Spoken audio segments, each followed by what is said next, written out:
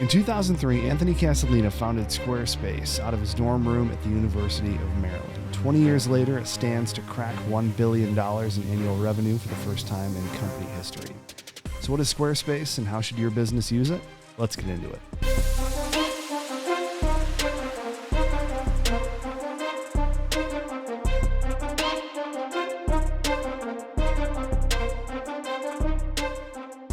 What's happening, everyone? Welcome back for another episode of Theory of Why.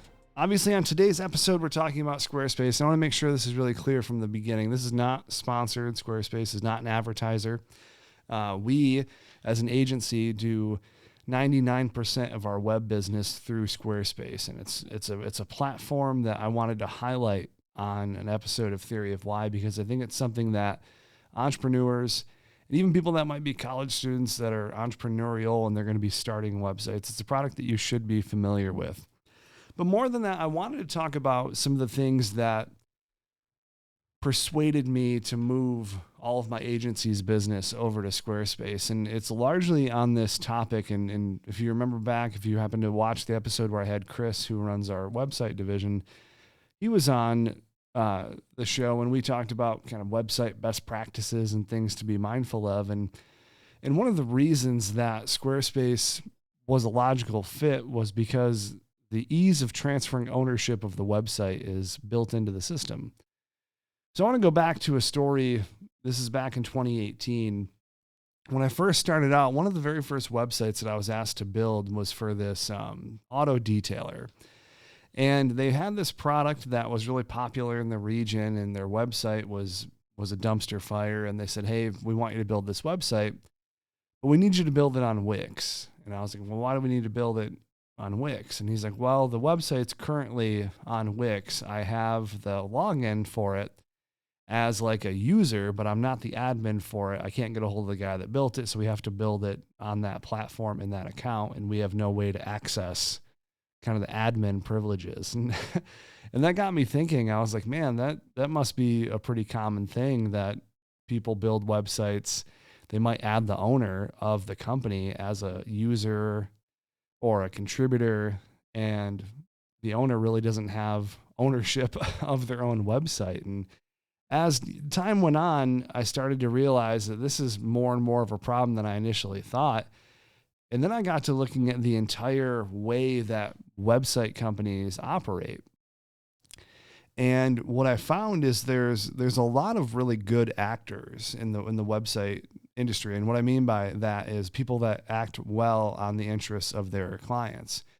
So by no way, shape, or form do I want to, paint with a broad brush and say everyone that hosts websites or everyone that has, WordPress, development systems. Like, I'm not saying that everyone is in this category, but what I found is there's a contingent of people that they'll buy really cheap website servers, or they'll license them, and then they'll put clients' websites on those servers, and they'll also purchase the domain for the client, and then they'll build them a template, something that's an out of the box plug and play information type of website, and they'll host it on these servers.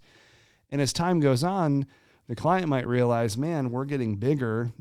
Our website hasn't really been effective for us, but we want to keep the domain, obviously all the emails, and we want to get these things back. And what'll happen is that developer will either fall off the face of the earth, or they won't transfer ownership of the domain back to the company owner. And then it becomes a fight because they don't own any of their assets. They have no way to gain any of that information because they didn't set it up. And I found this with a lot of companies, especially on the smaller business end, because it's really cheap, especially when you're a small business, you're starting up, you might have one or two people, and you don't have really any awareness of how this should work. So you're trusting the person that's setting up the website, and you're trusting that they're going to do what they say they're going to do. And as you're going along, you realize, man, I don't have access to my domain. I don't own my website. I don't have any way of moving the website off of their servers if something were to go wrong. I don't have any backups. And this is mainly on the WordPress platform. And make no mistake, WordPress powers, by some estimates, 50% of the internet. So it is a massive tool in the website development community. And there's a lot of customization that can be built into WordPress. So it's an extremely powerful platform. It's necessary in some cases to use.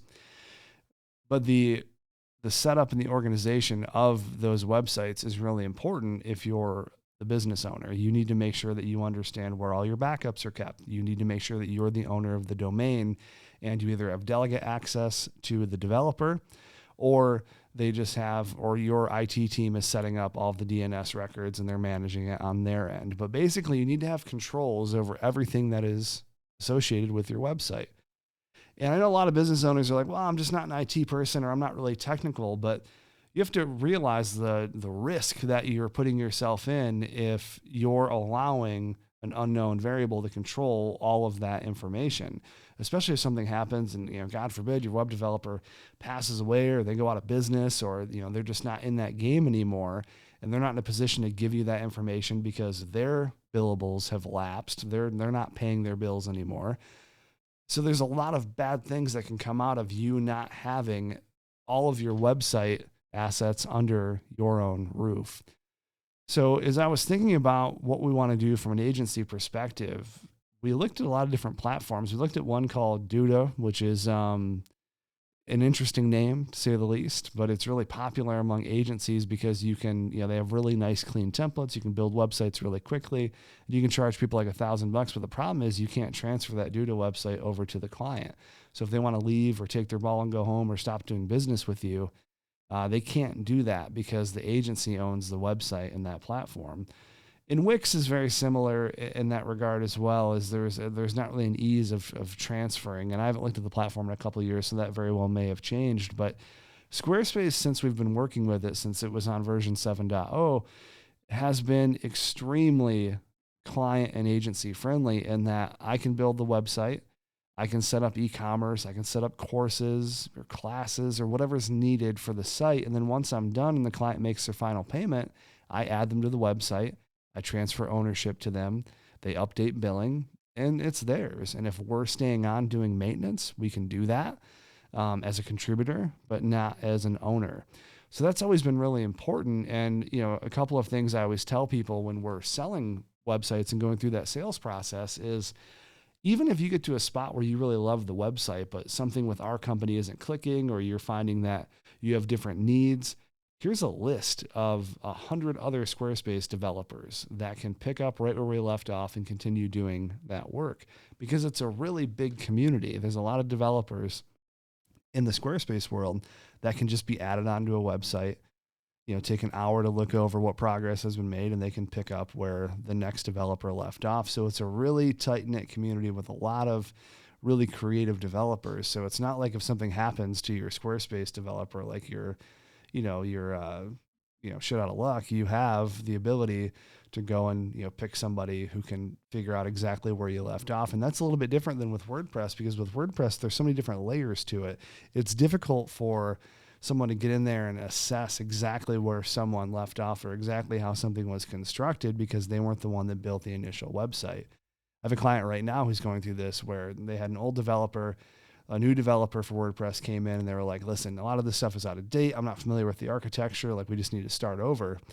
And with Squarespace, that's not something that you have to do. You can continue building and growing that one particular website as time goes on, and it's completely custom. So that's one of the reasons that we use it as an agency, is there's just so much plug and play.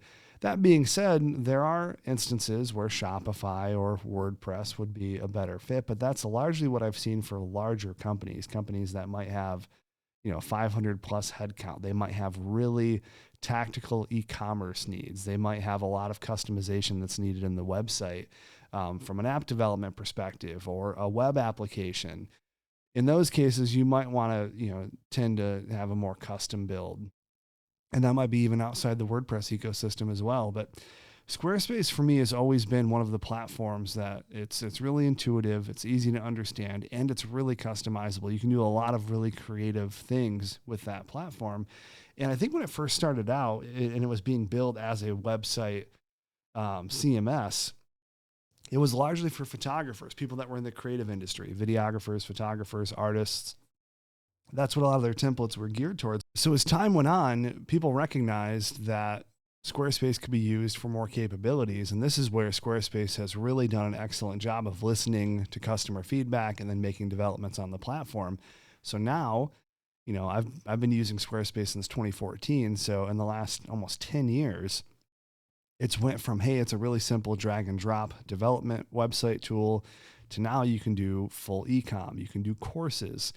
We can do membership sites. For one of our clients, we built a full-on membership site for their banking sector where people can go in and register and take classes and get discounts and have different paywalls. And there's so much you can do with the platform if you have the right developer, because the system is so deep. On the surface, yes, drag and drop, it's super clean. The new Fluid engine that they've set up is excellent. In terms of being able to customize the nav and just how you want to drag and drop and overlay elements. That's been a big development and something that has really changed how you can design with the tool. But more than that, the back end of Squarespace's capabilities have been a lot more geared towards customization than they were in previous years. And that's something I've always enjoyed seeing, is all of the new developments that are coming out. And then us as Circle members, we can see what's in beta before it goes live to the public. So we can give feedback and say, hey, this needs to be better this way, or have you thought about adding this into the deck? And a lot of the things that we've recommended have been added, and a lot of the things that haven't been added yet are on the roadmap. So we have been one of the biggest contributors to Squarespace's platform, because we've been one of the leading agencies in developing sites on the platform. We've done over 300. And that's been a testament to the consistency of Squarespace and the reliability of the tool that they put out. Now, Squarespace is hosted on AWS, so it's on Amazon's web services. It's on their servers. It's extremely fast. I believe in the entire time I've been with Squarespace, there have been 2 notable outages. And when I say notable, I mean lasting for longer than 30 minutes. And that's pretty incredible.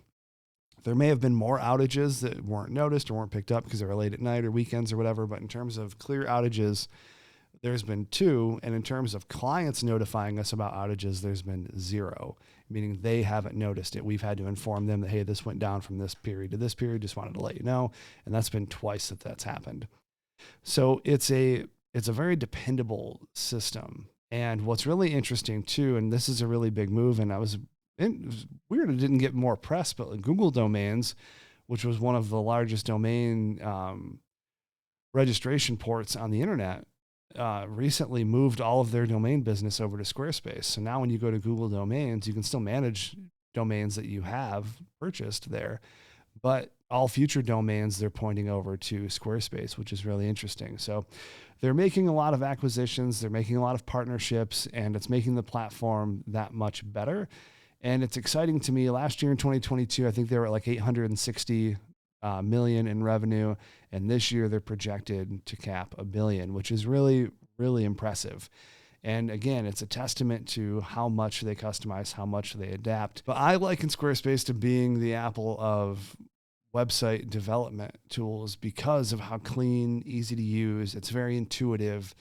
So if you're starting a website, it's a great platform to just get in there, build a landing page. Or if you want a full development, it's something that an agency like ours can handle. And we can build out that workflow as well. But no matter what level of developer you are, there's a starting place for you on that tool. So again, this is not an ad for Squarespace. There's no promo code. There's no 10% discount or anything like that. It's mainly just, it's a tool that you need to be familiar with. So if you're in the marketplace for a website and you're like, do I go with WordPress? Do I go with Webflow? Do I look at, Squarespace? What's a good option? It's just another thing to consider and another thing to research to see if it can match your needs from a business standpoint.